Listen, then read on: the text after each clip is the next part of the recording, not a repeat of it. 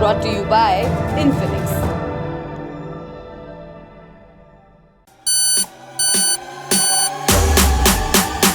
Killer deals on Infinix smartphone सितंबर 11 से सिर्फ फ्लिपकार्ट पर। साल 2019 जबरदस्त बर्फबारी के बाद 13 फरवरी को जम्मू श्रीनगर नेशनल हाईवे फिर से खुला।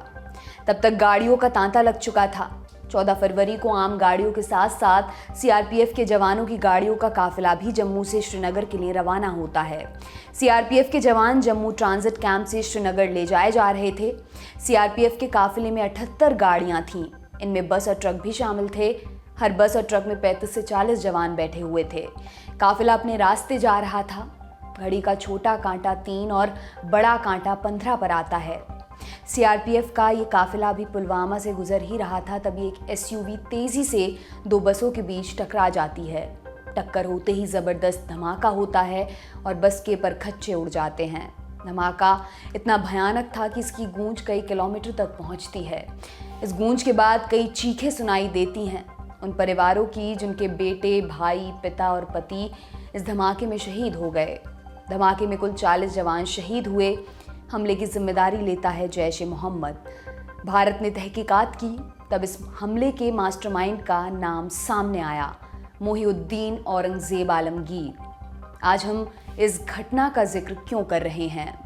दरअसल फ्रांस और भारत मिलकर अब मोहिउद्दीन औरंगजेब आलमगीर को ग्लोबल टेररिस्ट घोषित करवाने के लिए प्रयास करने वाले हैं।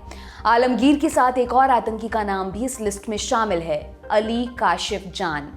ये भी जैश का मेंबर है। ये दोनों पाकिस्तान में शरण लिए हुए हैं। भारत लगातार पाकिस्तान से इन्हें सौंपने की मांग करता है, लेकिन पाकिस्तान की ऐसी कोई नीयत नहीं है। ऐसे कई आतंकी हैं जो पाकिस्तान में पनाह पाते रहे हैं। मसलन 2001 संसद हमले के आरोपी मसूद अजहर को भारत ने कई बार यूएन में आतंकी घोषित करवाने की कोशिश की, लेकिन चीन ने ऐन मौके पर अड़ंगा डाल दिया क्योंकि उसके पास वीटो पावर है। अब खबर है कि वीटो पावर वाला एक और देश फ्रांस भारत की मदद के लिए आगे आने जा रहा है। फ्रांस ने घोषणा की है कि भारत के साथ मिलकर यूएन में औरंगजेब आलमगीर और अली काशिफ जान को आतंकी घोषित करने की अपील करेगा। आज जानेंगे फ्रांस ने अचानक ऐसी घोषणा क्यों की और भारत और फ्रांस की इस कवायद में सफल होने की कितनी संभावना है। नमस्कार, मेरा नाम दिव्यांशी है और आप देखना शुरू कर चुके हैं लल्लन टॉप का अंतर्राष्ट्रीय प्रसंगों से जुड़ा रोजाना का कार्यक्रम दुनियादारी। शुरुआत से पहले एक जरूरी सूचना, दुनिया भर की खबरों में रुचि रखते हैं तो आपको एक किताब के बारे में बता देते हैं। उरी अटैक्स नाम की ऑडियो बुक आपको मिलेगी कुकू एफएम ऐप पर। साथ ही कुकू एफएम का प्रीमियम सब्सक्रिप्शन लेने पर पहले 500 लोगों को 50% की छूट भी मिलेगी। इसके लिए आपको डालना होगा एक कोड LT50 का। सूचना समाप्त, अब एपिसोड को आगे बढ़ाते हैं। किसी को ग्लोबल टेररिस्ट घोषित करने का मतलब क्या है, ये कैसे किया जाता है और इसकी प्रक्रिया क्या है, सबसे पहले इन सवालों के जवाब जानने की कोशिश करते हैं। तो ग्लोबल टेररिस्ट की लिस्ट में किसी को शामिल करने का जिम्मा यूएनएससी माने यूनाइटेड नेशन सिक्योरिटी काउंसिल पर होता है। यूएनएससी यूनाइटेड नेशंस का एक अहम हिस्सा है। इसका मूल रूप से काम है पूरी दुनिया में शांति और सुरक्षा बनाए रखने में मदद करना। दुनिया में कहीं भी देशों के बीच लड़ाई झगड़ा हो या भीतर कोई बड़ी उथल पुथल मची हो तो सुरक्षा परिषद मामला निपटाने को लेकर फैसला लेती है। इस काउंसिल में 15 सदस्य होते हैं, 5 स्थायी और 10 अस्थायी। इस समय चीन, फ्रांस, रूस, यूनाइटेड किंगडम और अमेरिका इसके स्थायी सदस्य हैं। अस्थायी सदस्यों का चुनाव हर 2 साल में होता है। भारत इस समय सुरक्षा परिषद का अस्थायी सदस्य है। ग्लोबल टेररिस्ट घोषित करने के लिए सुरक्षा परिषद में यूएनएससी 1267 नाम से एक कमेटी बनाई हुई है। इसमें सुरक्षा परिषद का कोई भी सदस्य किसी व्यक्ति या किसी संगठन को ग्लोबल टेररिस्ट लिस्ट में शामिल करने का प्रस्ताव पेश कर सकता है। प्रस्ताव में बताना जरूरी होता है कि वो व्यक्ति या संगठन ऐसी आतंकी गतिविधियों में लिप्त है जिससे वो किसी व्यक्ति, समूह या किसी देश के लिए खतरा है। ये प्रस्ताव सभी सदस्य देशों को भेजे जाते हैं। अगर किसी भी सदस्य को भेजे गए प्रस्ताव से कोई आपत्ति हो तो उसे 5 दिन के भीतर बताना जरूरी होता है और अगर 5 दिन के अंदर कोई आपत्ति नहीं आई तो प्रस्ताव स्वीकार कर लिया जाता है। समिति का कोई भी सदस्य प्रस्ताव पर रोक लगा सकता है और प्रस्ताव लाने वाले सदस्य और ज्यादा जानकारी की मांग कर सकता है। इस दौरान दूसरे सदस्य भी इस पर अपना सुझाव दे सकते हैं। अगर प्रस्ताव पर किसी सदस्य के द्वारा आपत्ति जताई जाती है तो उसे होल्ड लिस्ट में डाल दिया जाता है ये होल्ड कब तक रहता है? इसके लिए 6 महीने की समय सीमा निर्धारित है।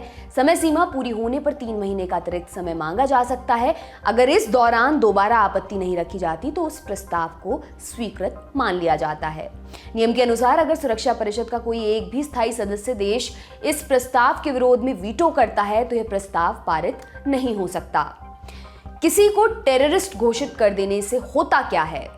1267 कमेटी सुरक्षा परिषद को प्रतिबंधों के मानकों की सालाना रिपोर्ट देती है। यह हथियारों के आयात पर प्रतिबंध, ट्रैवल पर प्रतिबंध, संपत्ति जब्त करने जैसे फैसले लेती है। हर 18 महीने में इसकी समीक्षा भी की जाती है। इस कमेटी का गठन 15 अक्टूबर 1999 को हुआ था। उस समय उस लिस्ट में तालिबान, अल-कायदा को रखा गया था। कमेटी अगर किसी को अंतर्राष्ट्रीय आतंकवादी या आतंकवादी संगठन घोषित करती है तो सभी देश उसके खिलाफ कठोर रवैया अपनाते हैं। साथ ही उस व्यक्ति या संगठन के लोगों पर विदेश ट्रैवल पर रोक लगाकर और उनकी संपत्ति भी जब्त की जा सकती है। प्रक्रिया जानने के बाद इस प्रक्रिया के सब्जेक्ट्स के बारे में भी बात कर लेते हैं।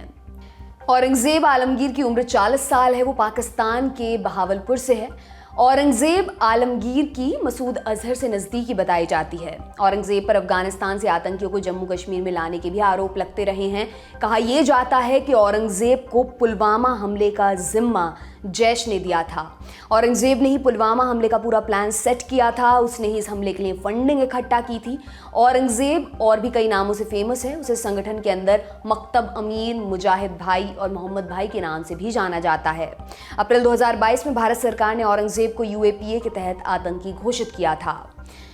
लिस्ट में दूसरा नाम अली काशिफ जान का पाकिस्तान के खैबर पख्तूनख्वा से है। काशिफ जैश का ऑपरेशनल कमांडर है और जैश की कोर प्लानिंग कमेटी का भी हिस्सा है। काशिफ का नाम 2016 में सुर्खियों में तब आया जब उसका नाम पठानकोट हमले से जोड़ा जाने लगा। काशिफ पर आरोप है कि उसने पठानकोट एयरफोर्स बेस पर फिदायीन हमले को अंजाम देने वाले 4 आतंकवादियों के लिए हैंडलर की भूमिका निभाई थी। वो लगातार हमले को अंजाम देने वाले आतंकियों के संपर्क में था और उन्हें निर्देश दे रहा था। एनआईए ने काशिफ के फेसबुक अकाउंट को भी ट्रैक किया था। उसकी टाइमलाइन में मसूद अजहर समेत जैश के कई लीडर्स की तस्वीर और वीडियोस थे। साथ ही कई भड़काऊ वीडियोस भी उसने फेसबुक पर पोस्ट किए थे। काशिफ पर जैश के कैंप में आतंकियों को ट्रेनिंग देने के भी आरोप हैं। अप्रैल 2022 में भारत सरकार ने काशिफ को भी आतंकी घोषित कर दिया था। अब फ्रांस का पक्ष भी जान लेते हैं। इन दोनों को आतंकी घोषित करने से उसका क्या फायदा है? दरअसल फ्रांस की विदेश मंत्री कैथरीन कोलोना भारत के दौरे पर आने वाली हैं। माना जा रहा है इस घोषणा के पीछे फ्रांस का उद्देश्य पाकिस्तान पर दबाव बनाना है। पिछले दशक में फ्रांस खुद आतंकी हमलों का कई बार शिकार हुआ है। साथ ही पाकिस्तान और फ्रांस के संबंध पिछले कुछ वक्त में बिगड़ते हुए नजर आए हैं। साल 2021 में पाकिस्तान में फ्रांस के खिलाफ बड़े आंदोलन हुए थे। उसकी वजह बनी थी फ्रांसीसी राष्ट्रपति इमैनुअल मैक्रोन का पैगंबर मोहम्मद कैरिकेचर के प्रकाशन का बचाव करना। उन्होंने इस्लामिस्ट सेपरेटिज्म से लड़ाई की बात कही थी, जिससे पाकिस्तान समेत कई मुस्लिम मुल्कों में फ्रांस का विरोध हुआ था। उस समय पाकिस्तान से फ्रांसीसी राजदूत को निकालने के लिए जमकर प्रदर्शन हुए थे। इसी के चलते फ्रांस ने पाकिस्तान में रह रहे अपने नागरिकों को देश छोड़ने की एडवाइजरी भी जारी की थी। इसके बाद पाकिस्तान और फ्रांस के तल्ख रिश्ते बढ़ते गए। दोनों के ग्लोबल टेररिस्ट लिस्ट में शामिल होने की संभावना कितनी है, अब इस पर भी बात कर लेते हैं। ये बात पक्के तौर पर अभी कह पाना मुश्किल होगा, लेकिन इसके सफल होने के चांसेस ज्यादा नहीं लगते हैं। चीन सुरक्षा परिषद के स्थायी सदस्यों में से एक है। चीन का इतिहास रहा है वो भारत का ऐसे मौकों पर विरोध करता है। मसूद अजहर के वक्त भी उसने ऐसा ही किया था। वहीं यूके और रूस किसी भी तरफ जा सकते हैं। यूके के रिश्ते इस समय पाकिस्तान से अच्छे बने हुए हैं। वहीं रूस का इस मुद्दे पर क्या रुख होगा ये अभी साफ नहीं है। पारंपरिक रूप से भारत और रूस यूएन में एक दूसरे का साथ देते आए हैं, लेकिन यूक्रेन युद्ध के बाद से रूस और यूरोपियन यूनियन के रिश्तों में बर्फ जम गई है। वक्त ही बताएगा उस समय कौन किसके साथ जाता है। भारत फ्रांस का चैप्टर यहीं पर खत्म करते हैं। अब बड़ी खबर के दूसरे सेगमेंट पर चलते हैं। आधुनिक इतिहास की बात करें तो अमेरिका दुनिया का सबसे पुराना लोकतंत्र माना जाता है और किसी लोकतंत्र का सबसे अहम पहलू है जवाबदेही। इसीलिए अमेरिका में लंबे समय से प्रथा रही है कि हर रोज व्हाइट हाउस सहित सरकार के सभी मंत्रालयों से एक प्रेस ब्रीफिंग जारी की जाती है। इस प्रथा की शुरुआत साल 1913 में हुई थी। प्रेस ब्रीफिंग के लिए कोई भी जगह चुन ली जाती है। फिर 60 के दशक में टीवी न्यूज़ का दौर चला। प्रेस की अहमियत, खासकर विजुअल्स की अहमियत बहुत बढ़ गई थी। इसलिए साल 1969 में राष्ट्रपति निक्सन ने एक प्रेस रूम बनवाया। इस कमरे के बनने की कहानी भी कम रोचक नहीं। अमेरिका के एक राष्ट्रपति हुआ करते थे, फ्रैंकलिन रूजवेल्ट। धाकड़ आदमी थे। 1930 के दशक में अमेरिका को ग्रेट डिप्रेशन से निकाला। फिर दूसरा विश्व युद्ध हुआ तो विरोध के बावजूद ब्रिटेन का साथ दिया और मित्र राष्ट्रों की जीत में अहम भूमिका निभाई। और ये सब उन्होंने किया जब पोलियो ने उनका आधा शरीर बेकार कर दिया था। ये कहानी यूं है कि अपनी थेरेपी के लिए रूजवेल्ट को तैराकी सजेस्ट की गई थी, लेकिन व्हाइट हाउस में कोई स्विमिंग पूल नहीं था, इसलिए रूजवेल्ट को थेरेपी के लिए बाहर जाना होता था। इसी चक्कर में साल 1933 में एक कैंपेन की शुरुआत हुई। लोगों से चंदा मांगा गया और उससे बना एक स्विमिंग पूल। इसी स्विमिंग पूल को ढककर 1969 में प्रेस रूम बनाया गया और यही कमरा राष्ट्रपति के प्रेस से मुखातिब होने के लिए यूज किया जाने लगा। साल 1989 की बात है, तब रोनाल्ड रीगन राष्ट्रपति थे। इनका भी अमेरिकी पॉलिटिक्स में बड़ा नाम है। उस साल रीगन के ऊपर एक जानलेवा हमला हुआ। रीगन तो बच गए, लेकिन उनके प्रेस सेक्रेटरी जेम्स ब्रेडी को गोली लग गई। इसके चलते उनके आधे शरीर को लकवा मार गया और अपनी बाकी की जिंदगी उन्हें व्हीलचेयर पर गुजारनी पड़ी। साल 2000 में ब्रेडी के सम्मान में व्हाइट हाउस के प्रेस रूम का नाम जेम्स ब्रेडी प्रेस ब्रीफिंग रूम रखा गया। एक रोचक फैक्ट ये भी सुनिए कि जब 2014 में जेम्स की मृत्यु हुई तो इसे होमिसाइड यानी मानव हत्या माना गया। यानी हत्या आज हुई और आदमी की मौत 25 सालों बाद।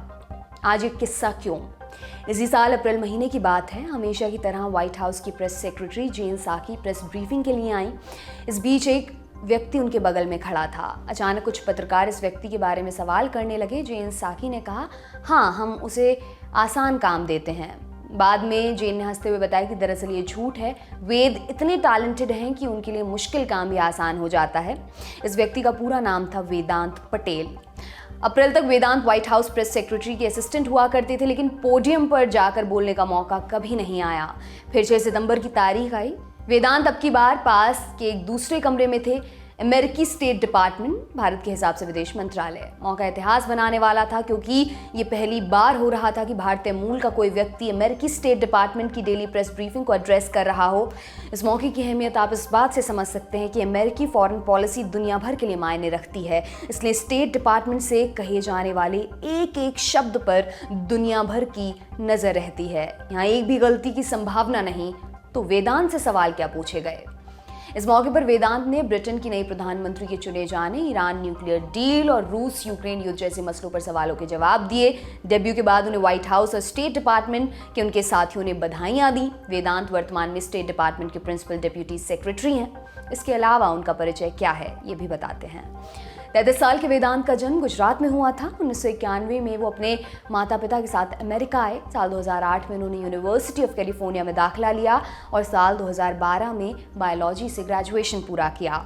इसके बाद अगले 3 सालों तक वो अमेरिकी सांसद माइक होंडा के लिए डिप्टी कम्युनिकेशंस डायरेक्टर की जिम्मेदारी संभालते रहे। 2015 से 2017 के बीच उन्होंने फ्लोरिडा के एक यूनिवर्सिटी से MBA की डिग्री ली। साथ ही 9 महीनों तक उन्होंने भारतीय मूल की सांसद प्रमिला जयपाल के लिए कम्युनिकेशंस डायरेक्टर का काम किया।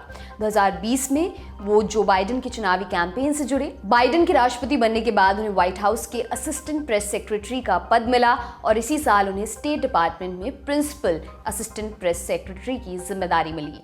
आने वाले दिनों में वो प्रेस सेक्रेटरी नेट प्राइस की मौजूदगी में ये जिम्मेदारी निभाते रहेंगे। इसी के साथ आज का दुनियादारी यहीं पर समाप्त होता है दोस्तों। आखिर में एक जरूरी सूचना सुनते जाइए। दी लल्लन टॉप शो अब आप देख सकते हैं यूट्यूब से भी पहले और लाइव। कहां पर? लल्लन टॉप ऐप पर। तो डाउनलोड कर लीजिए दी लल्लन टॉप ऐप, एंड्रॉइड और एप्पल दोनों डिवाइसेस पर। बहुत बहुत शुक्रिया। मिटाने खबरों का गैप, रोज रात 8 बजे आएगा Lallan top show live on app. Download करें लल्लन टॉप ऐप।